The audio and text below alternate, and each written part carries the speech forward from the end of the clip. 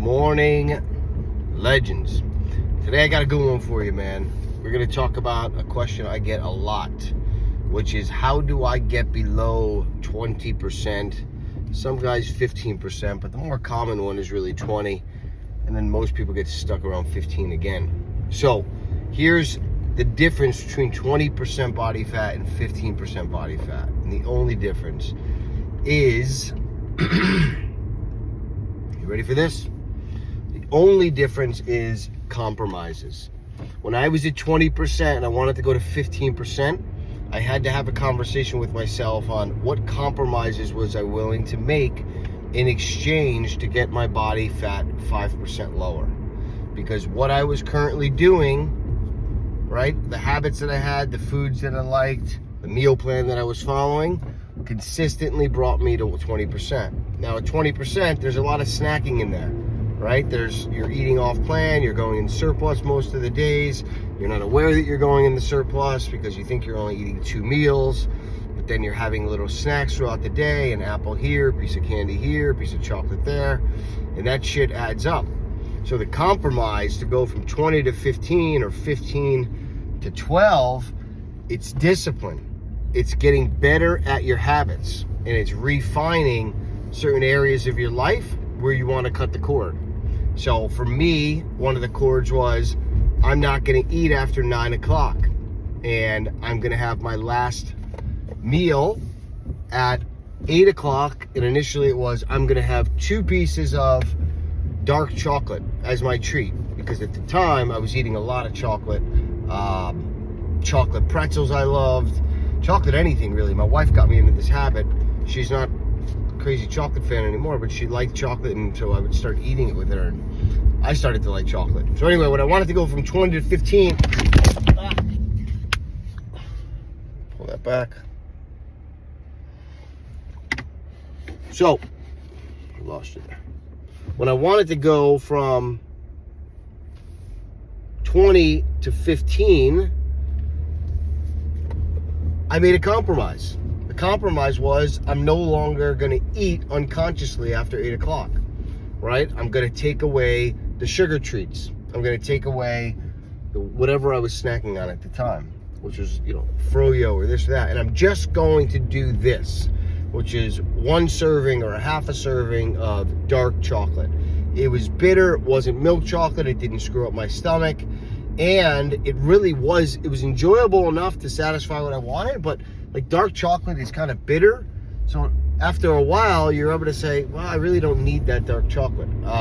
So eventually, when I got to 15 and I wanted to go to 12, the dark chocolate came out. And that's kind of it with all the other things. Now, whether that's alcohol, we have to start pulling out, especially if you want to get down below 15%, alcohol has got to go, or the frequency at which alcohol is consumed has to go. And then when you do consume it, the amount has to be controlled, because staying as a man over 35 with your metabolism slowing down and those other issues, you really just got to watch what you're putting in your body and giving your body the ability to work for you and not against you. And obviously when you put alcohol in your body, it's a neurotoxin, so our body is just going and responding constantly to defending us, and it's not supporting or optimizing us. So that was a big thing. So for me, when I went from 20, down to 15 and then down to 10, it was these little conversations that I had with myself was, how bad do I want it, right? Am I willing to compromise some things and take out some things that I'm comfortable with now in my life and get a little uncomfortable here, and then a little more uncomfortable here, and then a little more uncomfortable here, versus this drastic drop of I want to go from 20 to 10 and I got to pull out all these things. There's no cord cutting, and it's pretty drastic, and a lot of people fail that way. So for me, it was a process of slowly just kind of pulling it back, measuring, monitoring, and tracking calories. I tracked every single thing that went in my mouth, and that is critical if you're going to you want to control your body composition. You've got to track the things that are going into your body for a good amount of time, so that you understand how your body responds. And you also understand, where those calories are going and what type of calories you're putting in. So those are the 2 biggest things, right? It's compromises And in those compromises, I would add to that kind of a 1A, which would be you got to be able to track all your stuff. You need to be able to track the stuff that is going on your plate and into your mouth. You need to be able to weigh it, have that discipline, do that every day at every meal, and you'll watch your body fat slowly start to come down the right way, in a sustainable way, because now it's come down and you've watched it come down while being in control of the things that were going in your body from a monitoring perspective.